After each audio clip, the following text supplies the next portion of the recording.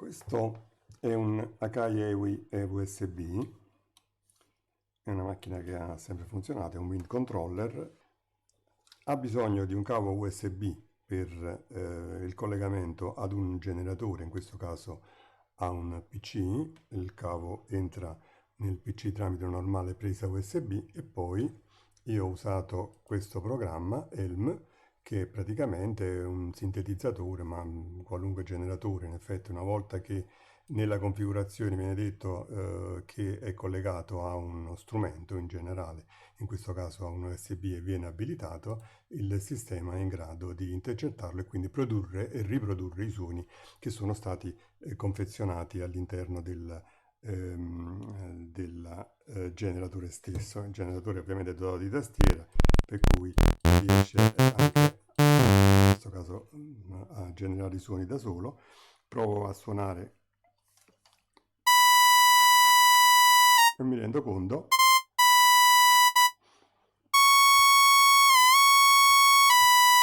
che il sistema qui, il Wind Controller, ha qualche problema, cioè non genera correttamente le note, suona solo qualcosa. Vedo che è acceso perché ha LED dello status verde. Riduciamo questo, eccolo qui, lo stato verde. Poi ho già premuto il tasto reset per vedere se era un problema di configurazione all'interno.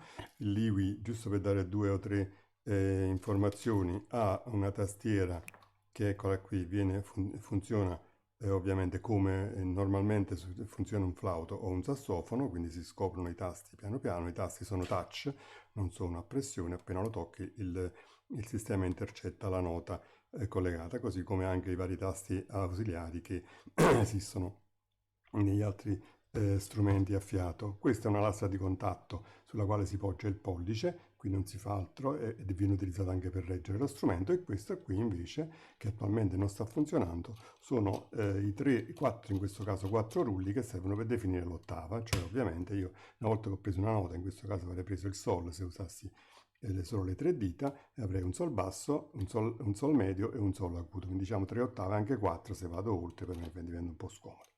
Ok, questo era giusto per un minimo di illustrazione. Adesso vediamo che cosa è successo. Quindi proviamo ad aprire la macchina e vedere effettivamente se c'è qualche problema. Molto probabilmente è un problema di contatto.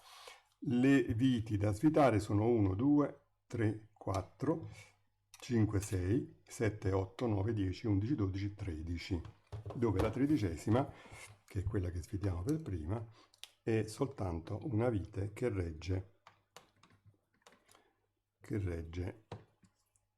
l'imboccatura. Eccola qua, facciamo così, e questa già se ne potrebbe venire perché l'imboccatura è intercambiabile, si può anche comprare nuova. Chiedo scusa, ecco qui, mi sfuggiva, c'è anche quest'altra vite qui, eccola qui, vediamo adesso se ne viene a posto. Ecco qui, non c'è nient'altro che l'imboccatura. Questa è praticamente una presina di gomma, vedete non c'è niente, è vuota, la quale preme su queste due linguette, e quindi, dato che la presina è elastica, nel momento in cui con i denti si preme, queste due linguette si toccano e quindi mandano un altro segnale che potrebbe essere un segnale programmabile di vibrato, di distorsione del suono, insomma un effetto speciale che si può in ogni caso applicare. Adesso svitiamo anche le altre.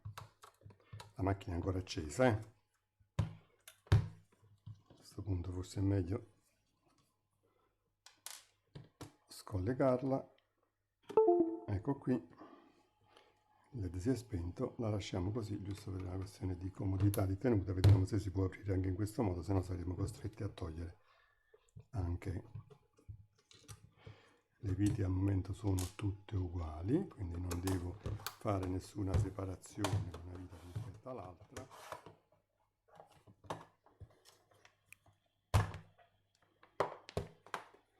C'è un'altra vite qui,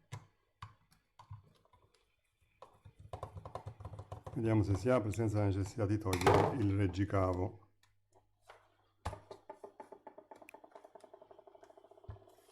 Ho paura di no.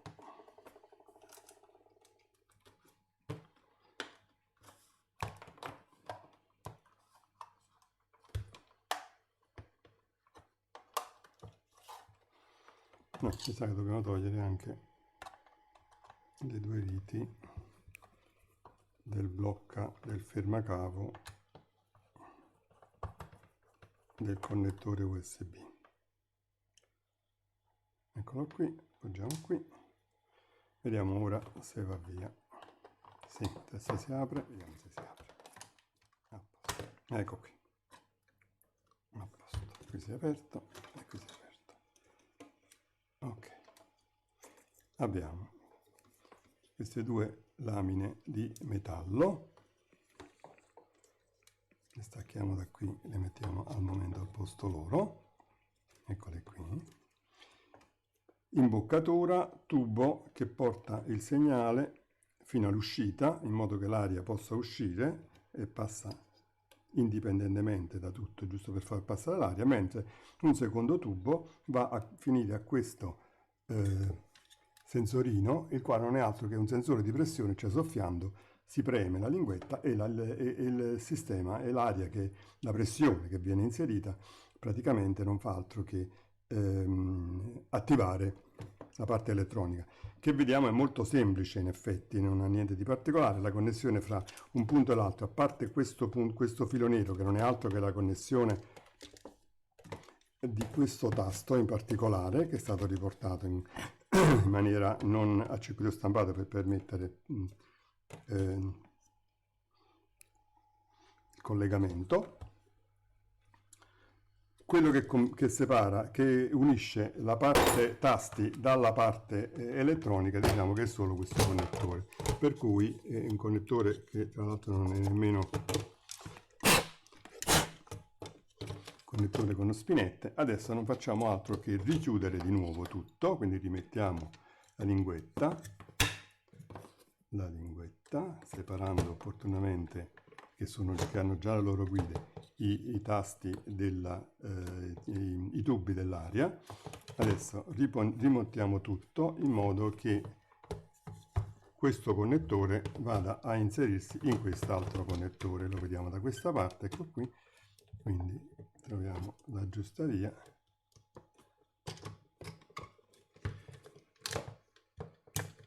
Qui è andato, vediamo se sono a livello, non è ancora a livello, ecco qui, i connettori sono adesso in perfetto allineamento, ecco qui, a posto, abbiamo richiuso e lo richiudiamo di nuovo.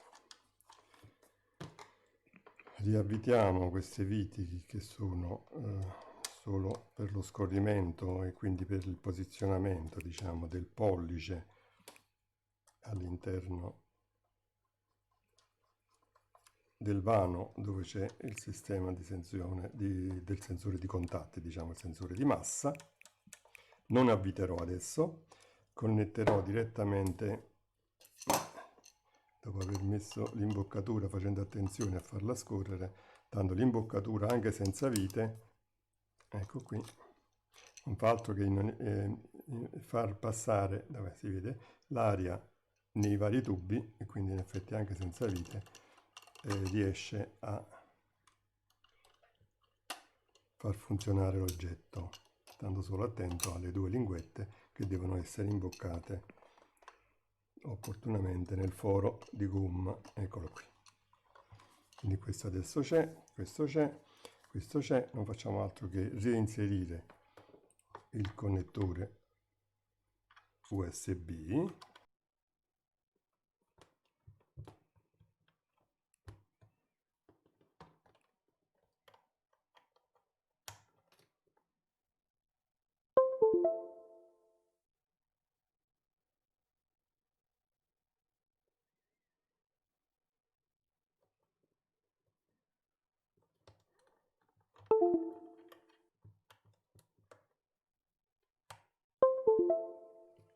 Eccolo qui.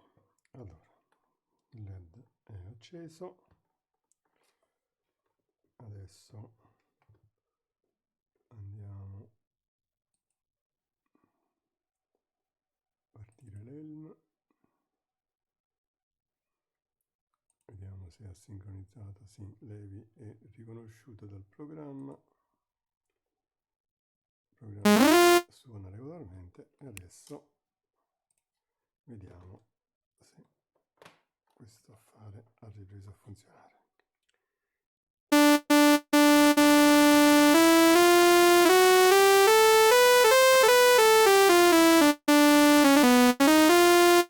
Ok, adesso va bene, adesso va.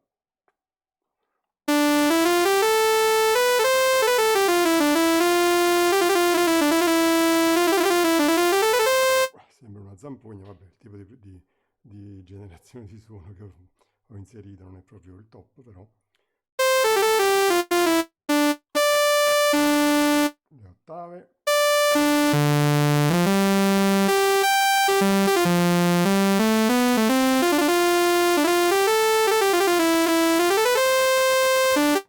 Ok, a questo punto vediamo anche con il suo programma, quello che viene dato in dotazione, non l'Elm, bensì il programma Aria di Akai.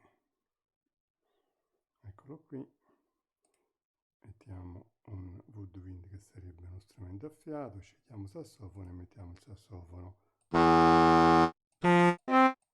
Eccolo qui, questo è il programma suo, proprio il suo dalla tastiera. Vediamo se sente anche il suo strumento. No, non è configurato, vediamo un po', andiamo in Tools, Heavy Configuration, Performance, Controller, sembra tutto a posto. Chiudiamo questo, andiamo a vedere l'altra configurazione, preferenze, Heavy Input, eccolo qui, Heavy Input, ok, vediamo adesso.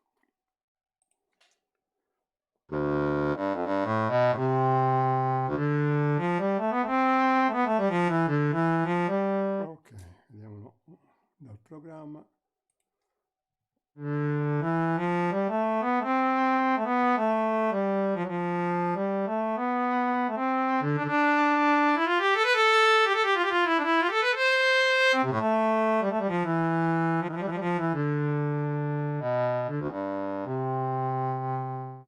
A posto.